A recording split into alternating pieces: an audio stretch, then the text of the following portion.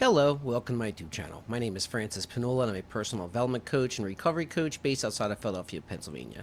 And oftentimes when I'm talking to my clients, I talk about things like perspective, especially when it comes to motivation, doing difficult things, getting ourselves to feel good about and fulfilled and enjoy doing things that previously we may have either not enjoyed, found difficult, daunting, had anxiety surrounding, these different things. And when we can't change events or we can't change a situation, what have you, maybe what we can change is how we view it. So this is why perspective matters so much. I was going to initially title it "Why Perspective is Everything," because to me, perspective almost is everything. There's certain situations, like take it long-term pain, things like that, that can be difficult to just manage purely through perspective, but different traumas, what have you. But perspective is often a tool that we can use to help manage our feelings and our thoughts and our beliefs surrounding a situation. All right, so let's get started.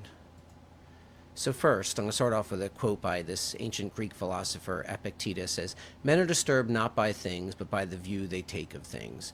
And, could be more inclusive. People are disturbed not by things, by the view they take of things. So when something happens to us, depending on how we think about it, how we feel about it, will determine the degree to which it affects us. Something we don't really care that much about, like, oh, we'll just brush it off. But other stuff can be deeply wounding to us depending on the situation, right? So how we change our perspective can help how we feel about the situation. Which is also, I learned this quote through Albert Ellis. He was a pioneer in psychology who founded rational motive behavioral therapy. Him along with Aaron Beck are like the two, grandfathers, godfathers of like cognitive behavioral therapy, changing our cognitive behavior, like how we think about, how we view things, right? So Ellis said, "It is our beliefs about events that affect how we feel and act." And I put that same kind of, graphic from earlier, the kind of framing, how I'm like viewing the thing, and also that cube that it's looking at it from two different perspectives. So it can be the same situation, but if I view it from a different angle, I can find the benefit in it, the silver lining, if you will, that I can change how I'm feeling about it, which I also believe changes what chemicals my brain is pumping, literally changes my neurochemistry in a situation based on how I'm thinking about it. I could go into this all day, but take something like exercise. If I go to like, oh my God, this sucks, I'm not going to be pumping as much serotonin and dopamine. Is like, this is going to get me stronger. I'm going to be able to do different things, like literally how I view a situation is going to change even what chemicals I'm pumping during it. So the power of your perception is just absolutely amazing, right? For good or for bad. If you're catastrophizing situations, that wouldn't be helpful either, right? So I say also, if I tell myself something is going to suck, it can be a self-fulfilling prophecy and I can make it suck, right? But if I tell myself I'll probably get some benefit out of it, such as learning something new or growing in some way, I can benefit from it and enjoy it more and find it more worthwhile. And this is something that I've used time and time again in pursuit of different goals, that there may be part of attaining a goal that is not my favorite part of this, right? Suppose that you're a person that you love going to school, but you don't like studying, or, you enjoy studying, but sometimes sitting in class during lectures, tough for you, whatever it is, different parts of your job. Maybe you don't like writing different reports, or maybe there's some different public speaking or things that you have to do, give different presentations that maybe that's not the most fun part of your job for you, but if you can view it as something that you're going to grow, develop this new skill, learn how to communicate better, feel more comfortable doing stuff like giving a presentation essentially like this, that I'm building this skill can become more enjoyable and more worthwhile. And this is just kind of like something that I've figured out for myself over time, and that's why I put this is like one of my quotes, and it's just my thought process surrounding different things. Anything that I have to do that I find, difficult, daunting, because I deal with some anxiety. So this is how I kind of, one way that I manage it. So also, I can view past events as an opportunity for growth and learning instead of being painful. I can also use this for future events, such as a difficult task, so I can better motivate myself and enjoy it more. I can use this for any kind of activity where the motivation isn't intrinsic yet, such as exercise, cleaning, studying, household duties, different parts of a job, kind of like I was referencing before. And I'll go through this, like, if I can view different past events that before, may have been a real sore spot, but I can kind of work on that wound by learning to find how I've grown from that, or, developed in some way, and how it's part of my story, and when I can incorporate it, process it, integrate it, all these different things, and accept it, that it can be a lot easier and less of a sore spot, so less of a wound, less of a nerve that can be struck, right? So for future events, things that I find difficult, and oh, that's some pretty loud thunder right there, sorry. Things I find difficult, I can better motivate myself to do the thing. And I was talking to a client recently about this, about the difference between intrinsic and extrinsic motivation. Extrinsic motivation is when someone else is kind of driving you to do something, or there's some external factor that's making you do this new habit, activity, what have you, right? But over time, once you can learn how it benefits you and see the benefit in the activity itself. Suppose, for you have a health scare, and you're like, I should, eat a bit healthier, work some exercise, and you start doing it. At first you're doing it because this external factor, this health scare, but eventually that starts feeling good. You start feeling better. Now you enjoy doing it. That's an example of motivation moving from extrinsic to intrinsic.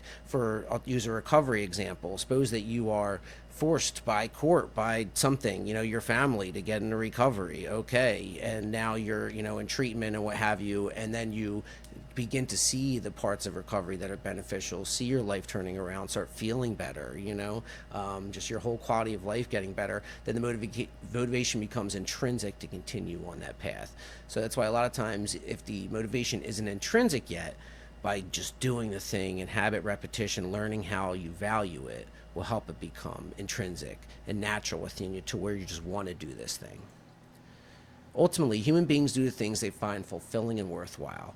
If we don't see the value in something, we're less likely to keep doing it. Therefore, when I want to establish a new permanent habit, I have to truly convince myself of its value. Kind of what I was touching on before is that I really have to understand the value. If I can see the benefit, see how this is helping me grow, helping me towards some goal, something that I want, something that I find fulfilling and worthwhile, then it's easier for me to stick with it. So this really goes towards motivation, to get you to want to do a task. And a lot of times what's what I work with clients is motivation. It's one of the early parts in any kind of change, is understanding why it is that you're trying to change, what the behavior, what it is that you're trying to change about your life, and understanding the why. Because once we can truly understand the why, and understand the value long term that we're going to get out of it, the enjoyment, the fulfillment, then it becomes easier for the motivation to become almost intrinsic already, right? But, by working through this and getting to see it, and understanding the value, it's more likely that the change will be long lasting. And that's what I'm here for, long lasting change. If people change for a couple months and you go right back, you're making progress, but we're also here for, long lasting change. We want to see the overall graph be going up, right? So also we're asking ourselves, like, why is studying important? Why is exercise important? Why is recovery important? Why is effective communication important? For different examples. So recovery, like asking yourself, like, what am I doing this for? If someone with children, family, and stuff, like, so I tell people, your motivation's right there. You can see it. You can hold it. You can talk to it. A lot of times parents with kids that they're in recovery to try and, get back to their family situation. Like, there's your motivation right there, right? Why is exercise important? Maybe it's health. Different factors like that for yourself. Maybe it's self-confidence, whatever it is. For me personally, it's health. Like, my family doesn't live super long, so if I want to live in my 80s and stuff, I gotta try and eat fairly well and exercise, right? And why is studying important? Because you can't just expect to walk in and do well on a job, on a test, without having put in the work. If you're not putting in the work, then it's really going to be difficult.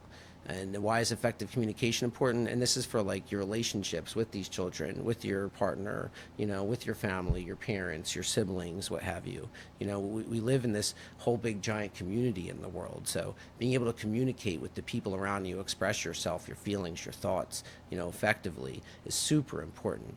I can't emphasize that enough, because personal relationships are pretty much throughout every area of your life. There's going to be some kind of interpersonal relationships there. So being able to communicate with other people is super important. And like I gave the example of giving a presentation at work, being able to communicate, your thoughts, organize them, write them in a letter, what have you, anything that you need to do in email, effective communication helps. especially now, suppose you're a boss or a supervisor, be able to communicate with your employees effectively, so that way you're not the boss everybody, can't stand, to be honest. If you can lead people by making them want to do the things and understand the value, have the value be intrinsic. Look, I love this part of my job because it's beneficial. If we can help people understand these different things, sounds like a lot better of a situation than trying to rule by fear some Machiavellian way, So learn how to communicate effectively and help people understand why it is that they should be doing the thing versus trying to just, tell people what it is that they should do. I think it's more effective, even use motivational interviewing, find these different things, right? So when I'm not feeling motivated, these are things I remind myself also, the whys, why I'm doing these things, why I'm doing it in the first place. Then remind myself that I have a choice in how I view life. I can do things with a sigh and make it suck, or I can say, let's do this and get after it. And I choose the latter. Anytime that I find myself, kind of there's days that you're not going to feel like doing something, but once you start doing it and you kind of get into the flow, you get into the rhythm, you get all your little pistons firing and stuff, you'll find that you'll be in it.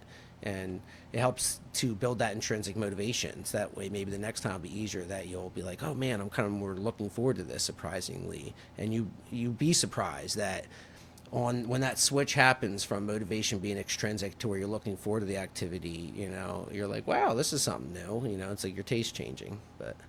And as always, thank you. And just a reminder, because I'm horrible at marketing myself, I think I'm pretty decent at explaining some of these concepts and helping clients, but I'm just a horrible marketer.